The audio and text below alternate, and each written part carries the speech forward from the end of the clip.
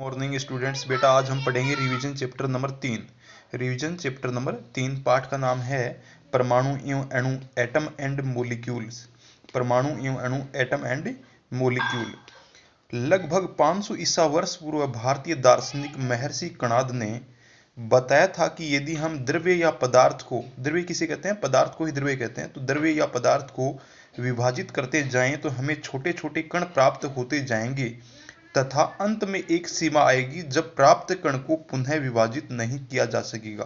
बेटा एक ऐसी सीमा आएगी कि जो कण प्राप्त होगा उसे आगे और विभाजित नहीं किया जा सकेगा, अर्थात वह सूक्ष्मतम कण अविभाज्य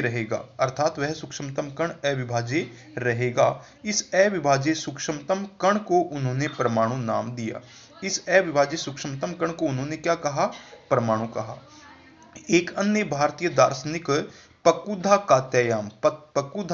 कात्यायान ने बताया कि ये कण सामान्यतः संयुक्त रूप में पाए जाते हैं। ये जो सूक्ष्म कण हैं, सूक्ष्मतम कण हैं, अविभाज्य सूक्ष्मतम कण हैं, वो संयुक्त रूप में पाए जाते हैं जो पदार्थ या द्रव्य को भिन्न भिन्न रूप जैसे तत्व यौगिक मिश्रण प्रदान करते हैं। जो ये कण हैं ये सामान्यतः संयुक्त रूप में पाए जाते हैं जो पदार्थ या द्रव्य को भिन्न भिन्न रूप, कौन कौन सी रूप, जैसे तत्व यौगिक और मिश्रण प्रदान करते हैं। लगभग इसी समय ग्रीक दार्शनिक डेमोक्रिटस एवं ल्यूसिपस ने इस अविभाज्य कण को एटम्स कहा, जिसका अर्थ होता है न काटे जाने वाला, कैन नॉट कट, या अविभाज्य अर्थात जिसे पुनः विभाजित नहीं किया जा सके, और उन्होंने भी अविभाज्य कणों को परमाणु कहा। ये सभी सुझाव दार्शनिक विचारों पर आधारित थे, इनका कोई प्रायोगिक आधार नहीं था। 18वीं शताब्दी के अंत तक वैज्ञानिकों ने तत्वों एवं यौगिकों के बीच अंतर को समझा तथा यह पता करने के इच्छुक हुए कि तत्व कैसे संयोग करते हैं तथा जब तत्व परस्पर संयोग करते हैं तब क्या होता है।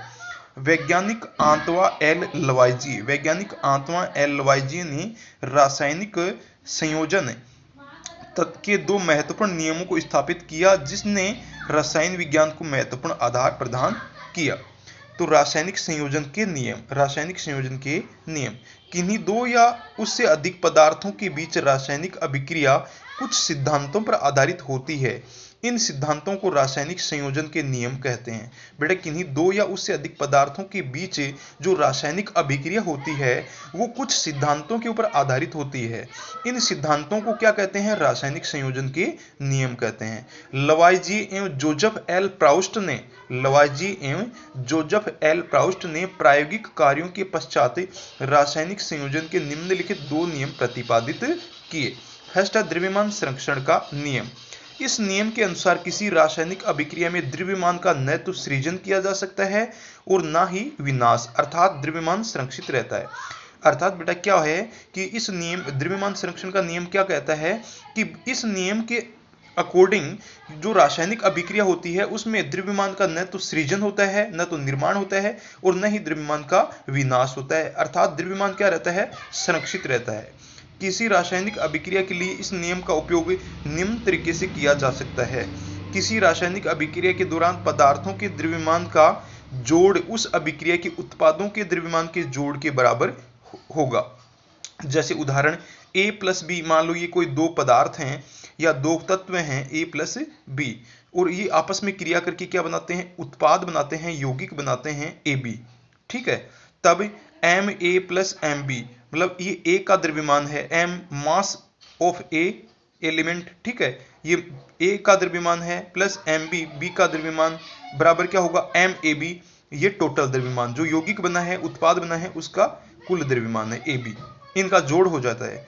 जैसे यहाँ पे देखो 2H2, जैसे हाइड्रोजन के यहाँ दो परमाणु हैं जो गैसीय फॉर्म में है, प्लस O2 ऑक्सीजन के दो परमाणु हैं गैसीय फॉर्म में है, ये आपस में क्रिया करके क्या करते हैं? 2H2O, दो अणु जल के बनाते हैं लिक्विड फॉर्म में। ठीक है, तो यहाँ पे हाइड्रोजन का जो द्रव्यमान है वो कितना है? 2H2 का।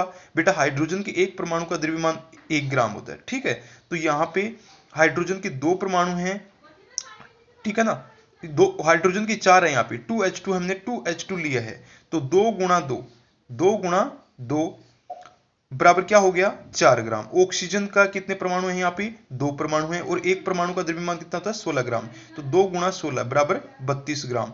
तो यहाँ 2H2O को अपने लेंगे तो 2 गुणा ब्रैकेट में हाइड्रोजन के कितने यहाँ पे 2 प्लस ऑक्सीजन का एक 16, तो कितने हो गए 36 ग्राम। ठीक है, यहां देखो इधर 4 ग्राम, ये 4 और 32 कितने होते हैं 36 बराबर 36। ठीक है, तो जितने अभिकारक है में जितना जो पदार्थ होते हैं उनका द्रव्यमान होता है, वही उत्पाद में उनका द्रव्यमान होता है। तो यहाँ पे द्रव्यमान क्या रहता है संरक्षित रहता है। अगला है स्थिर अनुपात का नियम। इस नियम के अनुसार कोई भी यौगिक 2 या 2 से अधिक तत्वों से निर्मित होता है। इस प्रकार प्राप्त यौगिकों में इन तत्वों के द्रव्यमान का अनुपात सदैव समान या स्थिर होता है, चाहे यह यौगिक किसी भी स्थान से प्राप्त किया गया हो, अर्थात निर्माण किसी भी पद्धति द्वारा किया गया हो। जैसे यौगिक जल में हाइड्रोजन एवं ऑक्सीजन के द्रव्यमानों का अनुपात सदैव 1:8 होता है। बेटा हाइड्रोजन और जल में जो हाइड्रोजन और ऑक्सीजन के परमाणु होते हैं उनके द्रव्यमानों का अनुपात हमेशा 1:8 होता है, चाहे जल का स्रोत कोई भी हो। इसी प्रकार यदि 9 ग्राम जल का अपघटन करें तो सदैव 1 ग्राम हाइड्रोजन और 8 ग्राम ऑक्सीजन ही प्राप्त होती है। जैसे 9 ग्राम H2 इसका अपन जल अपघटन करेंगे तो 8 gram oxygen plus 1 gram hydrogen, या हम इसको MH अनुपात MO, ठीक है, बराबर 1/8। इसी प्रकार अमोनिया NH3 में नाइट्रोजन एवं हाइड्रोजन के द्रव्यमान के अनुसार सदैव इनका जो अनुपात है वो कितना होता है 14:3 के अनुपात में विद्यमान रहते हैं। 17 ग्राम अमोनिया है जैसे, तो इसका अपघटन करेंगे तो 14 ग्राम नाइट्रोजन और 3 ग्राम हाइड्रोजन, तो MH/Mn बराबर क्या आ जाएगा 3:14, 3/14। अतः किसी भी यौगिक में तत्व सदैव एक निश्चित द्रव्यमान के अनुपात में विद्यमान होते हैं। इस वीडियो लेसन में बेटा इतना ही। Thank you.